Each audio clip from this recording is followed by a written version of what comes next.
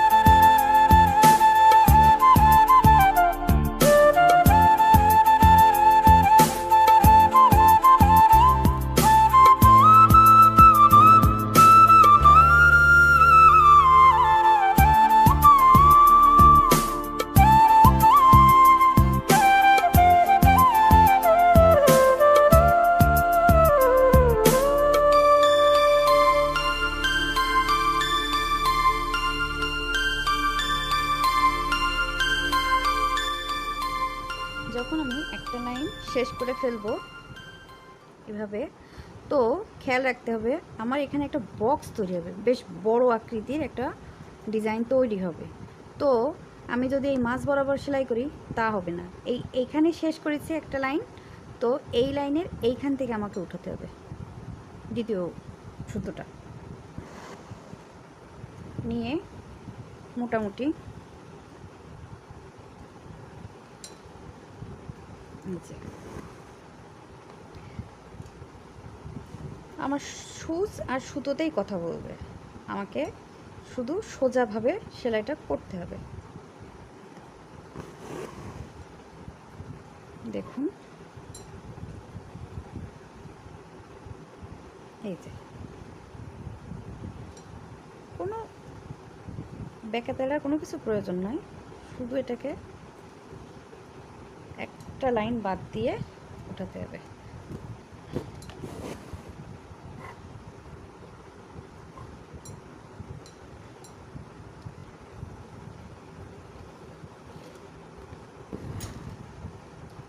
ব্যাস, আমি এখানে সুচটা নামাই ফেলবো। এখন মাঝখানের ডিজাইনটার সাথে সাথে আমার এই সাইডে একটা ডিজাইন তৈরি হবে, আর এই সাইডে মানে মাথার দিকে একটা ডিজাইন তৈরি হবে, কিন্তু আমার ফোকাস থাকবে আমার মাঝ বরাবর। তো মাঝ বরাবর যদি আমি ডিজাইনটা সেলাই করি তাহলে আমাকে অবশ্যই এরপরের ধাপ এইটা, এই যে, তাহলে একটা খোপ বাদ দিয়ে আবার একটা লাইন, একটা খোপ বাদ দিয়ে আবার একটা লাইন, একটা খোপ বাদ দিয়ে আবার একটা লাইন, একটা খোপ বাদ দিয়ে আবার একটা লাইন, এইভাবে সেলাই করে যেতে হবে। তাহলে আমি সুচটা এখানে উঠাবো, যে ঠিক এখান থেকে উঠাবো,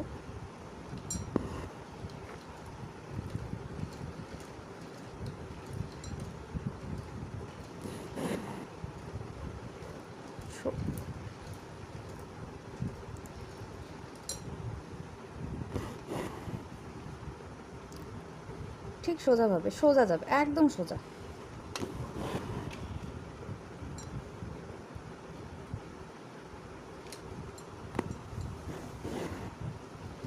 ব্যাস, এখানে একটা নামিয়ে ফেলবো।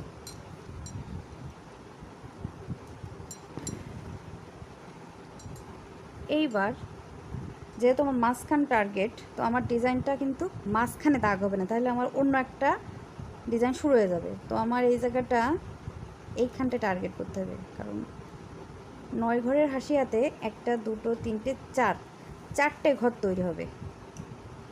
তাহলে আমার এখান থেকে যদি আমি উঠাই, একটা খুব বাদ, একটা একটা একটা এইখান থেকে সেলাইটা শুরু করতে হবে। এই যে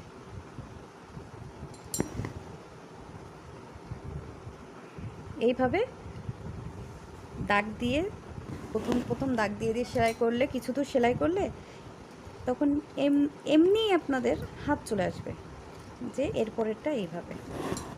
তো বাকিটা আমি দেখাই।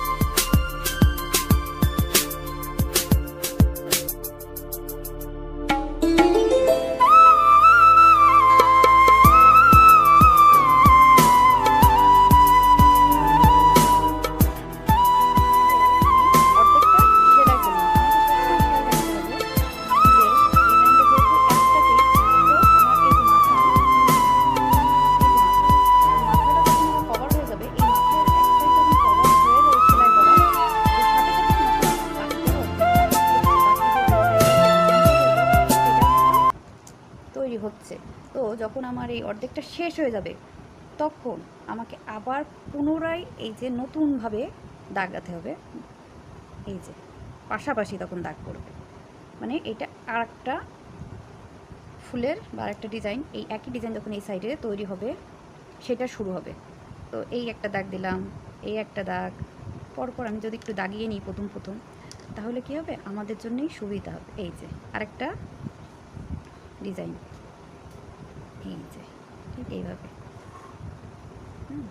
মোটামুটি একটু দাগিয়ে নিয়ে প্রথমে করলে পরে যখন হাত চলে আসবে তখন তখন আর দাগানো লাগবে না। কিন্তু যদি আমার এই সেলাইগুলো একটু এলোমেলো হয় তখন ডিজাইনটা এলোমেলো হয়ে যাবে, দেখতে মনে হচ্ছে অনেক সহজ কিন্তু তখন ধরাই যাবে না কোথায় ভুলটা হয়েছে। তো প্রথম প্রথম একটু কলম দিয়ে দাগিয়ে নিলে পরবর্তীতে আপনাদের জন্য অনেক সুবিধা হবে।